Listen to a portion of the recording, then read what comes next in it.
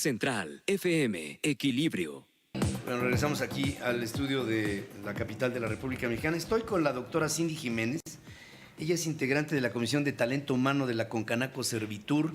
Y yo la invité, gracias Cindy por estar aquí. Al contrario, Pedro, muchas gracias. Porque sale una nueva ley fiscal penal en contra de las empresas fantasma. Y yo quisiera saber algunos puntos de vista de lo que has venido reflexionando luego de este análisis que seguramente, pues forzosamente habrás tenido que hacer para darnos cuenta los humanos comunes y corrientes aquí en la calle, qué es lo que proponen cambios esta nueva actitud hacia este tipo de empresas. Mira, es una terrible preocupación que tenemos los abogados hoy en día y yo espero que los empresarios se estén dando cuenta.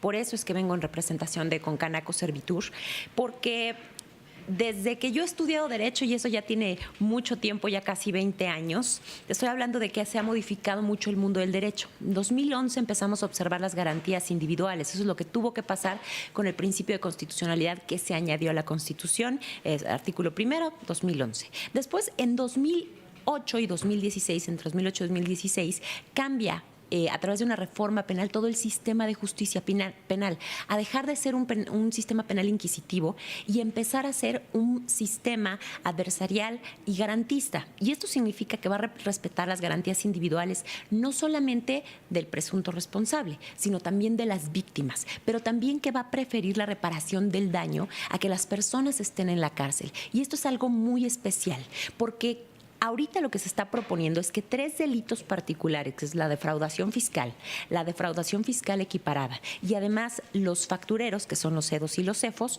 se cambien del Código Fiscal de la Federación y se vayan a la Ley Federal contra la Delincuencia Organizada. Y los antecedentes que te menciono son ¿por qué? Porque un defraudador fiscal podríamos ser tú y yo sin querer si es que confiamos mucho en nuestro contador. Imagínate que tú contratas a tu contador y que el día de mañana pues resulta que no presentó tus declaraciones, 13 de tus declaraciones no las presentó. Y entonces tú ya estás en defraudación fiscal equiparada. Y te quiero decir que esta es la realidad de, no sé, por lo menos un 30%, si no es que más de las empresas, que quiere decir, y ahorita ya te hablo de empresas, pero de las personas físicas que estamos confiando en personas externas, en contadores, en despachos, para que ellos sean los que presenten nuestra contabilidad. ¿Qué pasa si alguno de ellos utilizó algunas facturas para deducir algunas cuestiones, además que tenemos derecho los contribuyentes, pero que la persona que te extendió la factura no pudo comprobar la materialidad de esa factura? Bueno, entonces el SAT va a presumir que esa factura es falsa y por lo tanto la responsabilidad la llevas tú y entonces tú caes en estas conductas de ser defraudador fiscal o fiscal equiparable. Sin siquiera saberlo. Sin siquiera saberlo. Y lo grave de esto es que la bandera que están llevando los senadores que están apoyando esta iniciativa es que la razón por la cual lo están haciendo es porque la evasión fiscal se ha vuelto el deporte nacional y especialmente en contra de los factureros, las personas que venden, las personas que compran. Pero lo que va a ocurrir es que estos delitos se sacan del derecho penal común, me refiero a donde se respetan tus garantías, bueno, entre paréntesis, porque ya acabamos de ver lo que pasó con Rosario Robles, de lo que has estado hablando toda la mañana, pero se va a llevar a un régimen de excepción, que es la Ley Federal contra la Delincuencia Organizada, en donde para empezar se va a permitir la prisión preventiva oficiosa, no la prisión preventiva justificada como le acaba de ocurrir a Rosario Robles, sino esta es mucho más sencilla aún, porque es oficiosa, directo a la cárcel y entonces ahí vas a pasar 1 o 2 años, lo que tarde la justicia en investigarte y entonces van a determinar una sentencia para ver si tienes una responsabilidad penal. Pero no obstante eso, la responsabilidad civil cae en la ley de extinción de dominio que tenemos a partir del día viernes. Es decir, que tus bienes están peligrando, por un lado, y por el otro, tu libertad. Por caer en conductas tan sencillas como no presentar tus declaraciones en 13 meses, por haber utilizado facturas que ni siquiera es tu responsabilidad, que la otra persona demuestre ante el SAT que son ciertas o que no. Simplemente a lo mejor no se presenta el proceso, a lo mejor ya desapareció la empresa o lo que tú quieras. El servicio te lo prestó, el bien te lo prestó, pero aquella no demostró qué es lo que había la materialidad de esas operaciones. Y entonces ahora tú eres el responsable. Y eso pone en riesgo no solamente tu libertad, sino también tu patrimonio. Entonces, esto es gravísimo porque lo que está pasando es que el sistema penal de los ciudadanos de a pie se convierte en algo que se denomina sistema penal del enemigo, derecho penal del enemigo. Es que pareciera así, digamos, visto desde fuera, yo no soy un abogado ni conozco a profundidad como tú, pero lo que me estoy dando cuenta es que hay una urgencia de la justicia por castigar en lugar de una urgencia de la justicia por hacer justicia. Es decir, si hay, yo entiendo que siempre se debe de presumir la inocencia hasta no demostrar la plena culpabilidad. Digamos, así es como funciona el derecho, como yo lo entiendo. Y tienes toda la razón. Así es como funciona el derecho penal del ciudadano de a pie. Pero así no es como funciona el derecho penal del enemigo, que es el que se aplica si estos delitos pasan a la ley federal contra la delincuencia organizada. Porque en este régimen de excepción lo que se sanciona no es la conducta per se, sino lo que se sanciona es la peligrosidad del enemigo, por eso se llama derecho penal del enemigo. Por supuesto que suponemos que los terroristas, que los que trafican personas, que los que trafican drogas son muy peligrosos. Lo que están haciendo es equiparar estas conductas de carácter meramente económico a este tipo de conductas que pueden llegar a ser peligrosas hasta internacionalmente y por ello justificar la violación a las garantías individuales.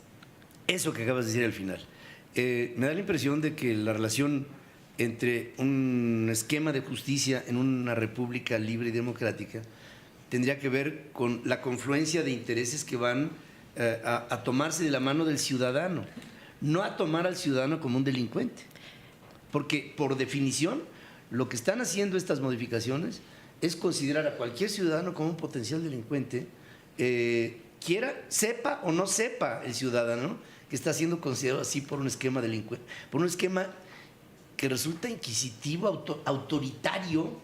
Esto es muy autoritario. Completamente. Esto no lo habíamos visto en México y yo recuerdo cuando el presidente hoy en funciones era presidente electo que dijo que dejarían de tener inspectores en el SAT, por ejemplo, y que tendría que basarse la relación SAT-ciudadano en una buena voluntad. Pero además te voy a decir otra cosa que te va a espantar verdaderamente, mi querido Pedro. Hubo una conferencia que el actual procurador fiscal dio el pasado 2 de mayo de 2019. ¿Quién es el procurador fiscal? Carlos Romero.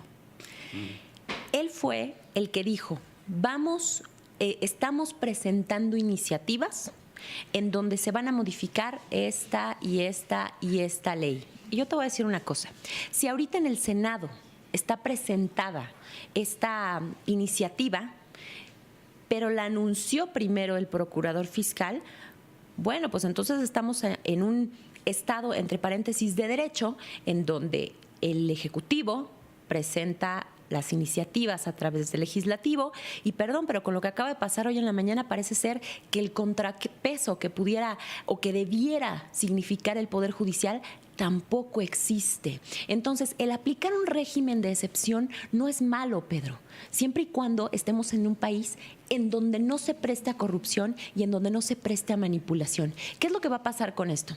Imagínate, supón que estas cosas no pasan, Pedro Ferriz el día de mañana se le ocurre correr para presidente. Y resulta que es una persona incómoda para el gobierno, ¿no? Que eso tampoco pasa en este país. Pues entonces le empezamos a buscar dentro de las facturas. ¿Qué te estuviste deduciendo para pagar tus impuestos? Me parece que no presentaste correctamente tus impuestos o que presentaste deducciones que a mí, SAT, me parecen falsas. Muy bien, entonces te voy a poner dentro de los defraudadores fiscales porque eres incómodo para el régimen y te voy a mandar a la cárcel. Estoy segura que con ello van a quitar a personas que son incómodas, porque este régimen de excepción no funciona en un país donde tenemos una corrupción como la que hoy tenemos. Institucionalizada y donde además la manipulamos todas las leyes para quitarnos a las personas incómodas para el régimen. Acabas de decir algo muy grave, este régimen de excepción. ¿Así lo ves? Es un régimen de excepción el aplicar para delitos simples, para delitos meramente de tipo económico. Un carácter penal. acusatorio.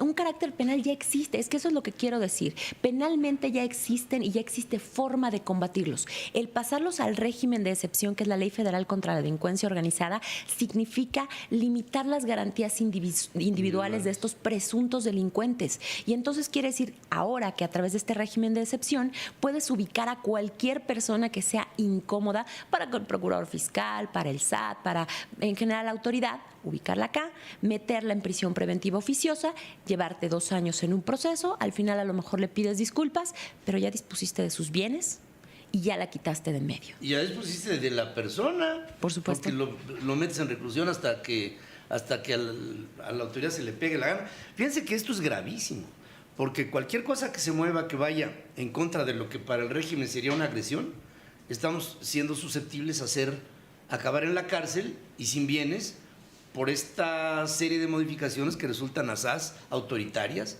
totalitarias de un régimen. Bueno, ayer lo decía el presidente de la Coparmex, o sea, estamos ante el peligro de una presidencia imperial. Completamente.